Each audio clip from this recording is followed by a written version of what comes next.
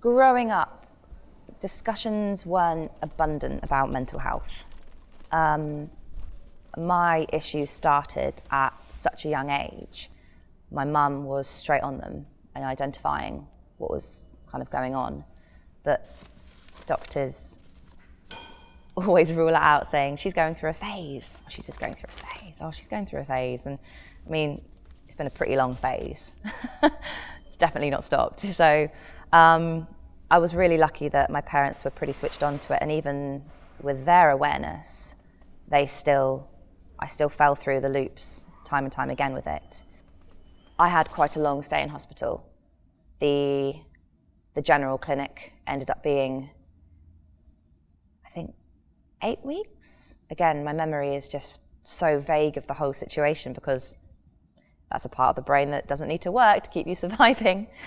And then I was in a secure unit for another few months after that.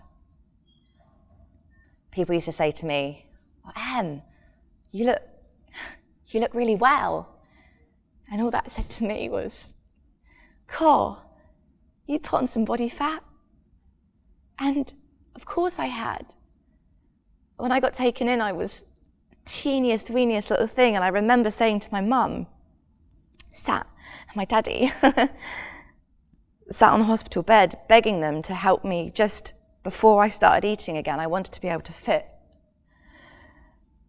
my fingers, my thumb around the top of my arm. And that was my goal, because that to me defined perfection. And through sheer desperation to try and help me start eating again, they helped me do it, and I did it.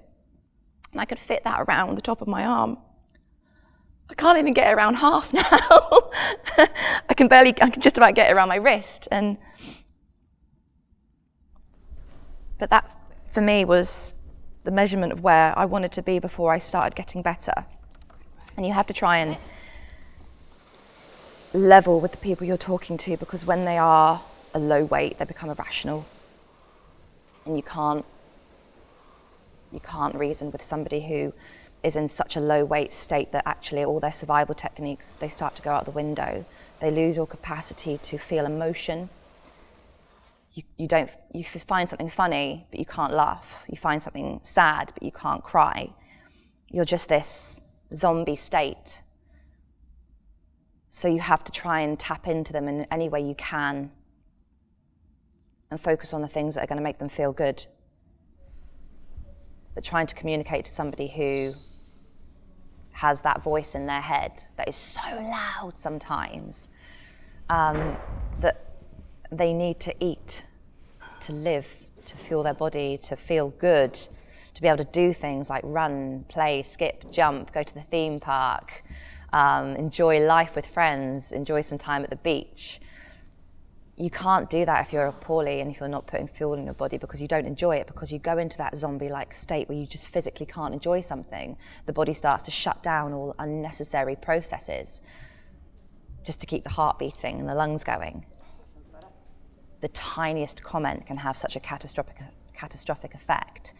You become very, very cautious of trying to help in case you say the wrong thing. But what I'd say is, do ask people who have been through it before. Try to avoid anything numeric. Try not to ever talk about numbers of calories. Try not to ever talk about numbers of weight.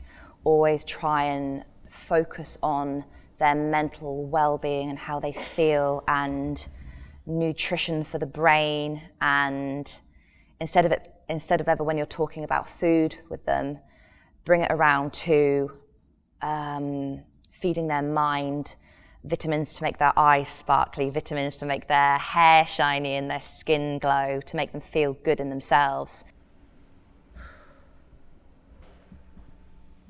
Having people eat with me was paramount. My mum, she was incredible. She'll beat herself up to this day that she wasn't. But she would eat every meal with me, even if she'd already eaten.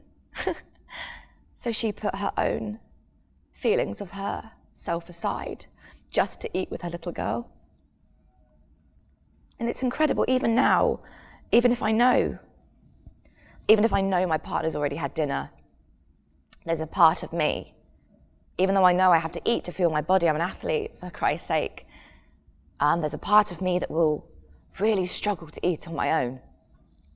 But I don't want to be dependent. I want to be fierce and independent and able to go off and do everything I can. But you have to stay on top of it the whole time, and that's what's really changed.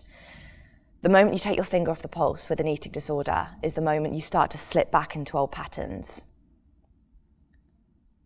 I have to keep my blood sugar stable. The moment it dips, I become a little bit fragile, and then it spirals. If I miss one meal, I miss the next, and I'll miss the next, and I'll miss the next, and then it just becomes this vicious circle of suffering, and it's relentless.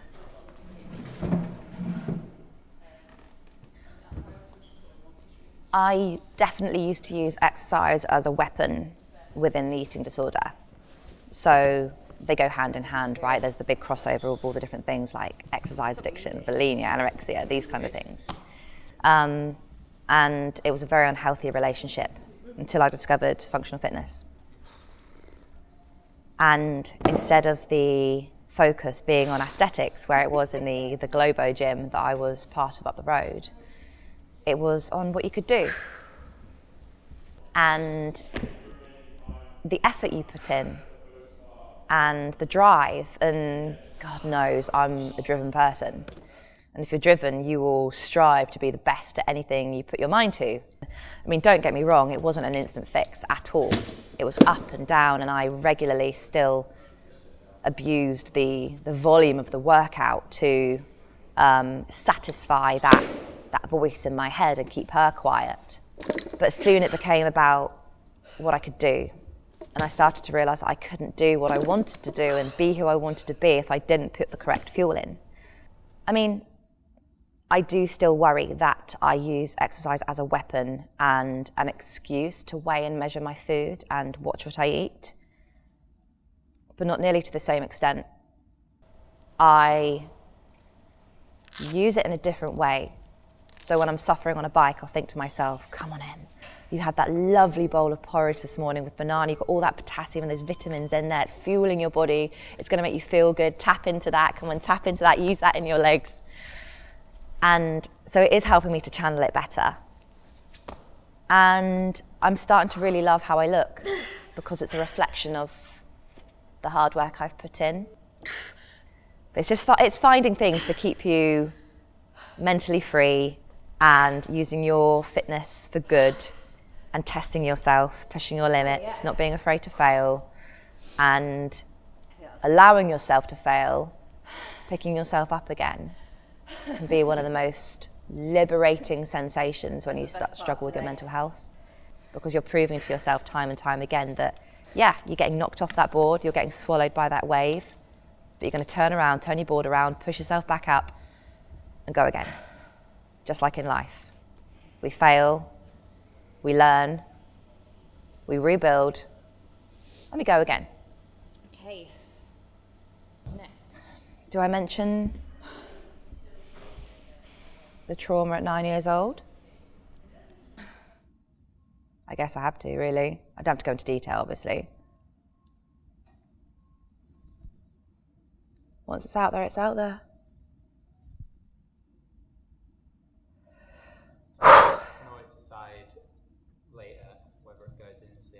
Yeah, you let me know if it's too heavy.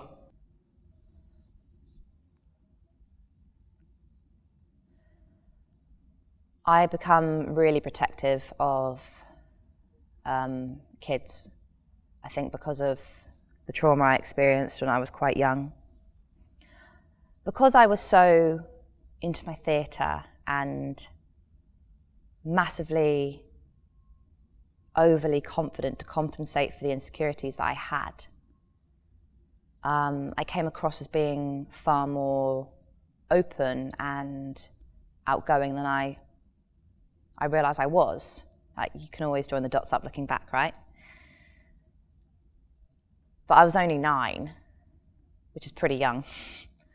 My niece is 9. And I didn't understand at the time what was going on.